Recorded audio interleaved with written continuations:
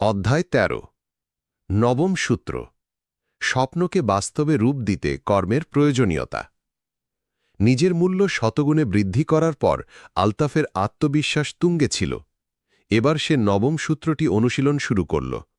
আমার স্বপ্ন মূল্যহীন, আমার পরিকল্পনা ধুলোকণা এবং আমার লক্ষ্য অসম্ভব যদি না সেগুলো কর্মে পরিণত করা হয়।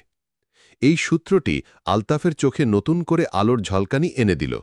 সে ভাবল, এতদিন সে অনেক স্বপ্ন দেখেছে, অনেক পরিকল্পনা করেছে, কিন্তু সেগুলো বাস্তবায়নের জন্য কি যথেষ্ট পরিশ্রম করেছে? করিম সাহেব বলেছিলেন, আলতাফ, স্বপ্ন দেখা সহজ, পরিকল্পনা করাও সহজ, কিন্তু সেই স্বপ্নকে বাস্তবে পরিণত করার জন্য প্রয়োজন নিরলস কাজ। শুধু কল্পনার ফানুস উড়িয়ে সাফল্য আসে না। আলতাফ প্রতিদিন সকালে, দুপুরে এবং রাতে এই সূত্রটি আবৃত্তি করত। সে নিজেকে প্রশ্ন করত, আমার স্বপ্ন কি, এবং সেই স্বপ্ন পূরণের জন্য আমি আজ কি কাজ করব? এই প্রশ্ন তাকে তার প্রতিটি পদক্ষেপ সম্পর্কে সচেতন করত। আলতাফ ছোটবেলা থেকেই নিজের একটি ছোট ব্যবসা খোলার স্বপ্ন দেখত, যেখানে তার বাবা মাকে আর পরিশ্রম করতে হবে না। সে জানত এটি একটি বড় স্বপ্ন, কিন্তু সে এখন শুধু স্বপ্ন দেখে বসে থাকত না। সে তার স্বপ্নকে ছোট ছোট লক্ষ্য এবং সুনির্দিষ্ট পরিকল্পনায় ভাগ করল। প্রথমে সে ঠিক করল সে রহমান সাহেবের দোকানে তার দক্ষতা আরও বাড়াবে এবং ব্যবসার মূল নীতিগুলো শিখবে। এরপর সে কিছু টাকা সঞ্চয় করবে। প্রতিদিন সে তার কাজের একটি তালিকা তৈরি করত। আজ কি কি কাজ তাকে শেষ করতে হবে, কিভাবে সে তার দক্ষতা বাড়াবে, কতটুকু টাকা সে সঞ্চয় করবে। সে দেখল, যখন তার সামনে সুনির্দিষ্ট লক্ষ্য এবং কাজের তালিকা থাকে, তখন সে অনেক বেশি মনোযোগী ও কর্মঠ হয়। সে কোনো কাজ ফেলে রাখত না বা আলস্য করত না। সে জানত প্রতিটি কাজই তাকে তার স্বপ্নের কাছাকাছি নিয়ে যাচ্ছে। একদিন আলতাফ একটি নতুন ধরনের পণ্য বিক্রির একটি পরিকল্পনা করল। এটি বাজারে নতুন ছিল এবং এর চাহিদা ছিল অনিশ্চিত। রহমান সাহেব প্রথমে কিছুটা দ্বিধায় ছিলেন। আলতাফ তার নবম সূত্রটি মনে করল। সে শুধু পরিকল্পনা করে বসে রইল না, বরং তা বাস্তবায়নের জন্য কাজে নেমে পড়ল।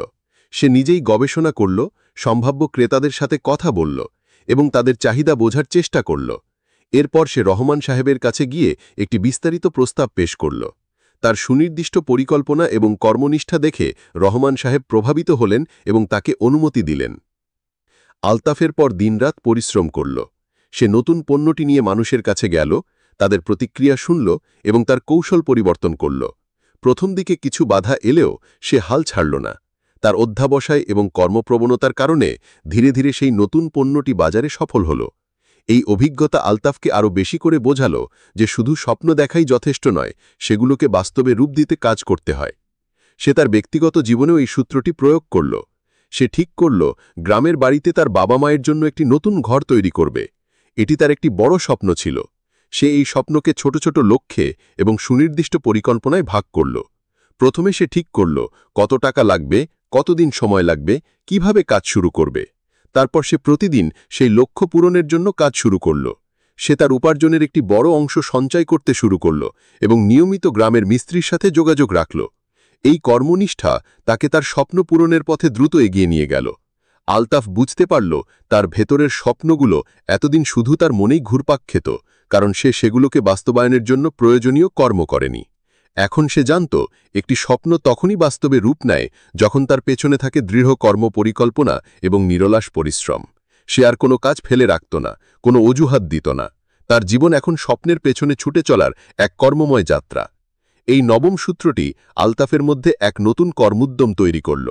সে এখন একজন স্বপ্নদ্রষ্টা এবং একজন কর্মবীর। তার প্রতিটি পদক্ষেপ ছিল সুচিন্তিত এবং কর্মনির্ভর। সে জানত তার স্বপ্ন তার হাতেই, যদি সে তার পেছনে কাজ করে। এই কর্মনিষ্ঠা আলতাফকে কেবল তার আর্থিক লক্ষ্য পূরণ করতে সাহায্য করেনি, বরং তাকে একজন দৃঢ়প্রতিজ্ঞ এবং কার্যকর মানুষে রূপান্তরিত করেছে, যা তাকে শ্রেষ্ঠ মানব হওয়ার পথে আরও এক ধাপ এগিয়ে নিয়ে গেল।